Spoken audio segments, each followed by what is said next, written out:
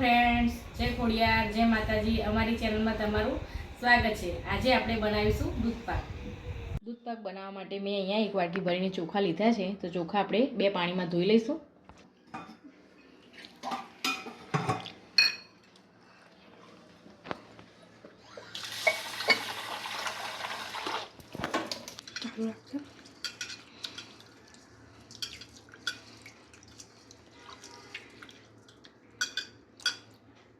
ચોખા અહીંયા આપણે 2 પાણીમાં ધોઈ લીધા છે. તો માટલાનું પાણી જે હોય એમાં આપણે પલાળી દઈશું. 1 ગ્લાસ ભરીને અંદર નાખીશું.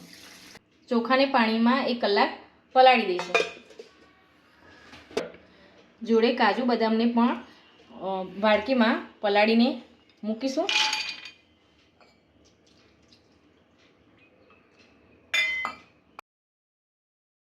ઉપરથી આપણે પાણી નિતારી લઈશું.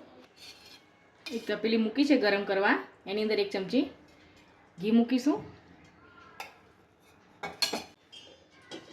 એની સરખી ઘીથી આમ કરી દઈશું ગ્રીસ.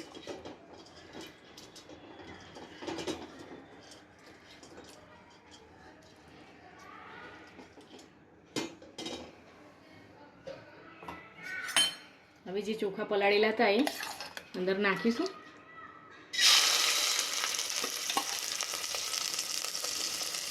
આમાંથી થોડા આપણે રહેવા દઈશું ચોખા.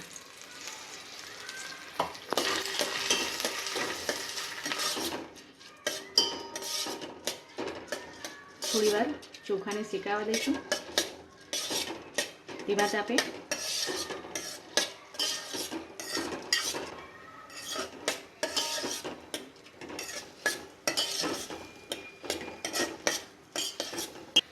ચોખા થોડા આપણા અહીંયા શેકાઈ ગયા છે.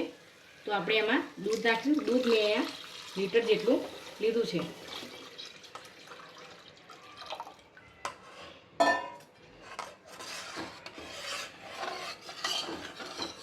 કાજુ અને બદામ પલાળીને રાખ્યા હતા એને આપણે ઉપરથી પાણી નિતારી લઈશું અને બરાબર હોય એ ઉપરથી છોલી લઈશું. આપણે છોલી લીધી છે.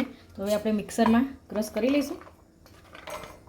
બદામ અને કાજુ 2 મિક્સ કરીશું. ચોખા જે પલાળેલા હતા, જે બાકી રાખ્યા હતા એ પણ અંદર લઈ લઈશું.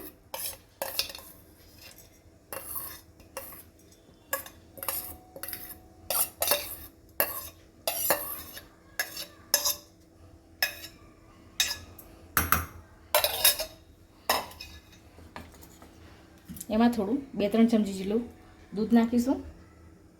એકદમ વધારે નથી નાખવાનું.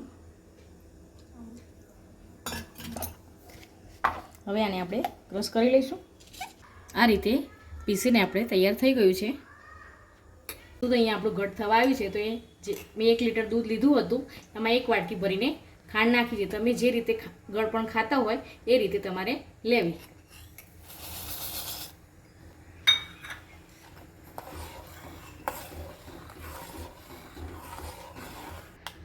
દૂધ અહીંયા આપણું ઘટ થઈ ગયું છે. તો અંદર જે ચોખા નાખ્યા હતા એ પણ હવે ચડી ગયા છે. આ રીતે ભાગી જાય છે. તો આપણે જે પેલું ક્રશ કરીને રાખ્યું તો એ અંદર નાખીશું.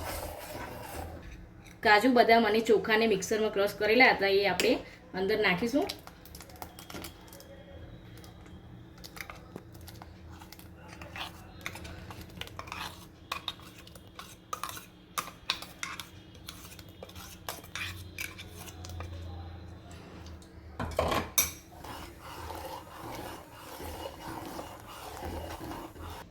દૂધ પાકમાં નાખવા માટે મેં કેસરના વાળા દૂધમાં પલાળીને રાખ્યા હતા.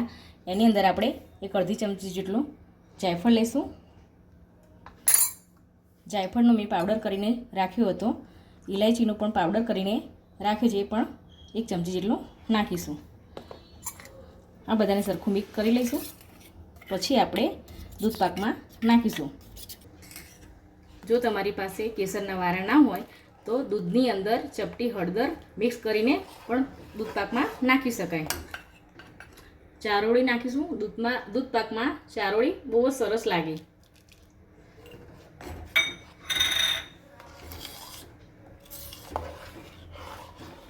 દૂધ પાકમાં નાખવા માટે મેં અહીંયા દૂધની મલાઈ લીધી છે. જે તાજી જ મલાઈ છે એ નાખીશું 1-2 ચમચી. કારણ કે દૂધ પાકમાં આનાથી ટેસ્ટ વધારે સારો આવશે અને દૂધ પાક તમારો એકદમ સરસ તૈયાર થશે.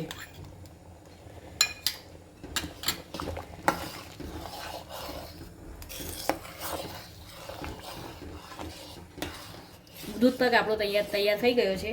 તો આપણે એમાં બદામ થોડી કતરેલી નાખીશું, પિસ્તા કતરેલા નાખીશું,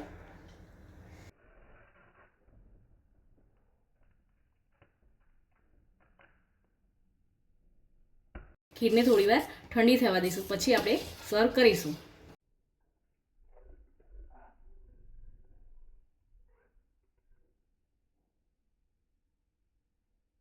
દૂધ પાક બનીને આપણો તૈયાર થઈ ગયો છે. આ રેસીપી સારી લાગી હોય તો લાઈક કરો, શેર કરો ને સબસ્ક્રાઈબ કરો.